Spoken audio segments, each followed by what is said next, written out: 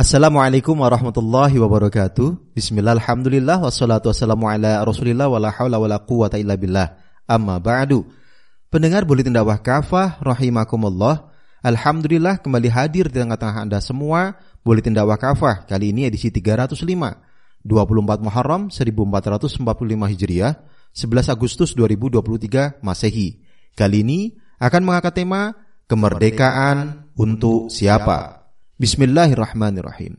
Beberapa hari lagi negeri ini akan merayakan hari kemerdekaan ke-78, umur yang menunjukkan bahwa bangsa ini semestinya sudah berada dalam kondisi makmur sejahtera, berkeadilan, serta berdaulat tanpa tekanan dari pihak asing dan tidak bergantung pada mereka. Karena itu, agenda penting dalam menyambut hari kemerdekaan adalah merenungi perjalanan negeri ini.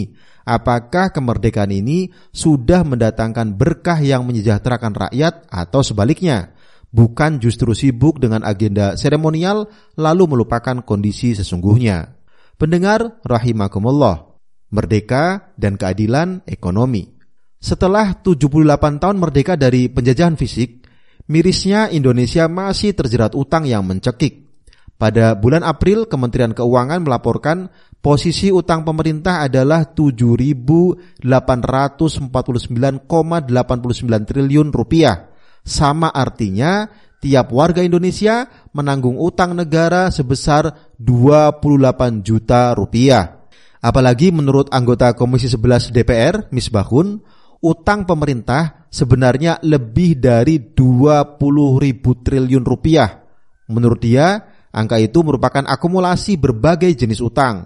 Jumlah itu adalah akumulasi utang sejak NKRI berdiri pada 1945 dengan semua periode presiden. Jika utang ini dikelola secara serampangan, ia bakal menjadi beban dan bom waktu yang akan meletus menjadi krisis dahsyat melebihi krisis moneter 97 atau 98. Prihatinnya lagi, dengan utang sebanyak itu, nikmat kemerdekaan dan ekonomi hanya dinikmati segelintir orang. Laporan Global Wealth Report 2018 yang dirilis Credit Suisse menunjukkan 1% orang terkaya di Indonesia menguasai 46,6% total kekayaan penduduk dewasa di tanah air. 10% orang terkaya menguasai 75,3% total kekayaan penduduk. Artinya, pembangunan selama masa kemerdekaan ini hanya dinikmati oleh sebagian kecil penduduk di negeri ini. Ketidakadilan juga terjadi dalam kepemilikan lahan di tanah air. Pada tahun 2022, menurut Wakil Ketua Komisi 2 DPR RI Saan Mustafa, tercatat 68% tanah di Indonesia dikuasai 1% kelompok pengusaha dan korporasi besar. Bahkan, ada satu korporasi yang menguasai lahan perkebunan sawit dengan luas total 123.591 hektar, hampir 2 kali lipat wilayah DKI Jakarta yang luasnya 66.150 hektar. Dengan ketimpangan seperti ini tidak aneh jika World Bank melaporkan bahwa 40% warga Indonesia terkategori miskin. Perhitungannya, garis kemiskinan ekstrim ditetapkan sebesar $2,15 Amerika Serikat per kapita per hari. Ini setara dengan Rp967.950 per kapita per bulan. Artinya, warga yang berpenghasilan di bawah itu patut disebut sebagai miskin. Sesuai hitungan World Bank, berarti ada 108 juta warga miskin Indonesia. Dampak kemiskinan itu banyak. Ada 1,9 juta lulusan SMA yang tidak bisa melanjutkan kuliah karena tingginya biaya pendidikan. Ada 17 juta warga Indonesia terpapar gizi buruk yang merupakan angka tertinggi di Asia Tenggara. Ada 81 juta warga milenial tidak memiliki rumah. Ada 14 juta warga menempati hunian tidak layak huni. Jutaan rakyat Indonesia juga terbelit utang pinjol hingga puluhan triliun rupiah.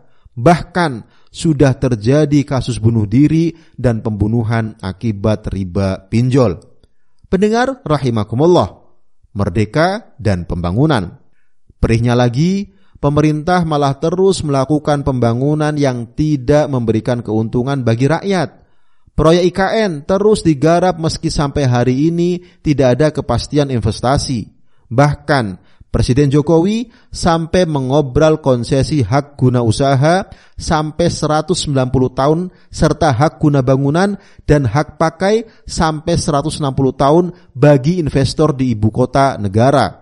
Presiden juga sudah menjanjikan lahan seluas 34.000 hektar bagi pengusaha Cina untuk berinvestasi di sana. Ironinya, menurut Komisi Ombudsman, regulasi dari pemindahan ibu kota negara Nusantara saat ini masih memunculkan banyak permasalahan, terutama mengenai tata ruang. Ombudsman menilai banyak status tanah yang tumpang tindih. Aliansi Masyarakat Adat Nusantara dan sejumlah NGO memperingatkan potensi konflik yang kemungkinan melibatkan 16.800 orang dari 21 masyarakat adat di sekitar IKN Nusantara. Pemerintah juga terus ngotot melanjutkan pembangunan kereta cepat Jakarta-Bandung. Padahal proyek ini sudah molor dan menambah anggaran sampai 110 triliun rupiah untuk lintasan hanya sepanjang 142,3 km. Padahal dana sebanyak itu bisa dipakai pembangunan hampir 1 juta rumah bersubsidi yang dibutuhkan rakyat. Sementara itu, sumber daya alam yang harusnya bisa menyejahterakan rakyat justru banyak dikuasai korporasi lokal, asing dan asing. Contohnya smelter nikel di tanah air justru banyak dikuasai perusahaan asal Cina yang membeli murah biji nikel dari perusahaan pribumi. Mereka juga mendapatkan tax holiday dari pemerintah selama 30 tahun. Diperkirakan Indonesia tekor 32 triliun rupiah dari investasi smelter nikel asal Cina. Itu belum termasuk kerugian atas rusaknya alam dan lingkungan di sekitar smelter nikel. Pendengar rahimakumullah, merdeka dan keadilan hukum. Bangsa yang merdeka juga seharusnya menikmati perlakuan hukum yang adil, tidak pandang strata sosial dan jabatan. Kondisi ini tampaknya masih jauh dari realita. Survei Litbang Kompas Mei 2023 menemukan penegakan hukum masih menjadi bidang yang nilai kepuasan publiknya paling rendah. Ini menandakan bahwa rakyat kian tidak percaya dengan penegakan hukum di tanah air. Publik melihat dengan mata terbuka bagaimana para koruptor seperti mendapatkan privilege dalam penegakan hukum. Hukum sering dilihat tumpul ke atas, namun tajam ke bawah. Kasus mega skandal keuangan 349 triliun rupiah di lingkungan Kementerian Keuangan sampai hari ini tidak terdengar kabarnya lagi. Begitu pula kasus Harun Masiku seperti lenyap begitu saja. Indonesia Corruption Watch mengeluhkan para koruptor sering mendapat hukuman ringan dan mudah mendapatkan remisi.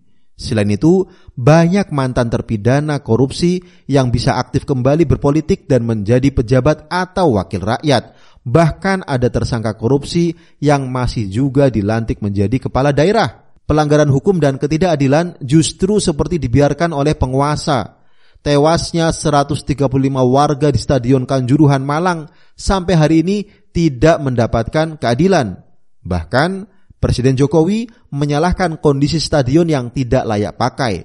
Pengadilan juga memutuskan aparat tidak bersalah karena kondisi itu disebabkan tiupan angin yang menyebabkan gas air mata mengarah pada penonton. Padahal keluarga korban ada yang kehilangan anak, saudara dan tulang punggung mereka. Bahkan ada yang satu keluarga tewas dalam peristiwa tersebut. Namun tak ada pembelaan yang pantas dari negara untuk mereka. Pendengar rahimakumullah, bukan kufur nikmat. Mungkin ada orang yang menyatakan bahwa jika seorang muslim terus-menerus mencari kekurangan dalam perjalanan kemerdekaan negara ini, maka itu adalah tanda kufur nikmat. Padahal Allah SWT telah memerintahkan setiap hamba mensyukuri nikmatnya dan melarang kufur nikmat. Allah SWT berfirman dalam Quran surah Ibrahim ayat 7, A'udzubillahi minasyaitonirrajim, wa idz ta'adzana rabbukum la in syakartum la azidannakum wa la in kafartum inna 'adzabi lasyadid. Ingatlah, saat Tuhan kalian memaklumkan, sungguh jika kalian bersyukur, niscaya aku akan menambah nikmat untuk kalian. Namun, jika kalian mengingkari nikmatku, pasti azabku sangat berat. Berkaitan dengan ayat ini, Imam Jarir At-Tabari menjelaskan makna bersyukur, Jika kalian bersyukur kepada Tuhan kalian dengan ketaatan kalian kepadanya dalam hal yang Dia perintahkan kepada kalian dan yang Dia larang kepada kalian, niscaya ditambahkan untuk kalian apa yang ada pada tangannya dan nikmatnya atas kalian.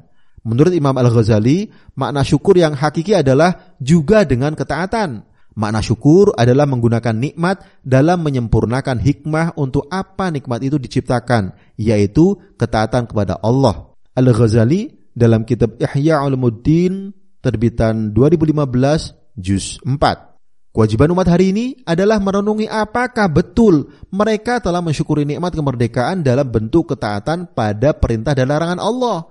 Apakah bangsa ini telah menggunakan seluruh nikmat kemerdekaan ini di jalan Allah dengan menerapkan hukum-hukumnya untuk menata negara dan masyarakat?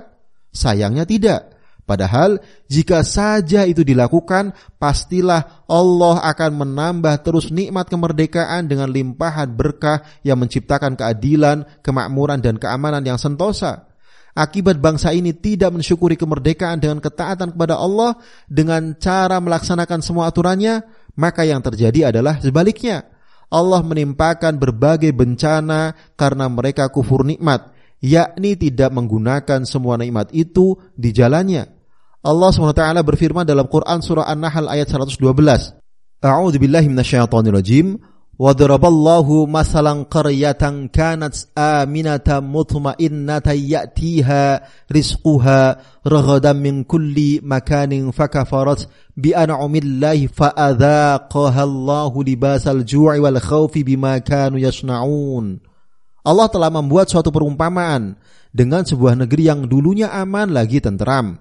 Rizkinya datang kepada mereka melimpah ruah dari segenap tempat. Namun penduduknya mengingkari nikmat-nikmat Allah. Karena itu Allah menimpakan kepada mereka pakaian kelaparan dan ketakutan karena dosa-dosa yang selalu mereka perbuat. Semua bencana hari ini terjadi akibat umat justru menjauhkan hukum-hukum Allah dari kehidupan.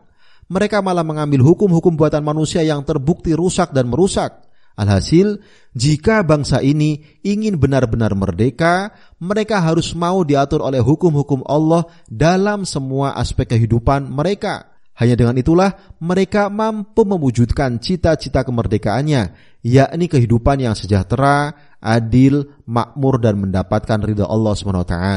Wallahu a'lam bishawab.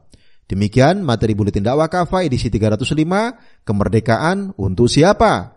Terima kasih. Wassalamualaikum warahmatullahi wabarakatuh.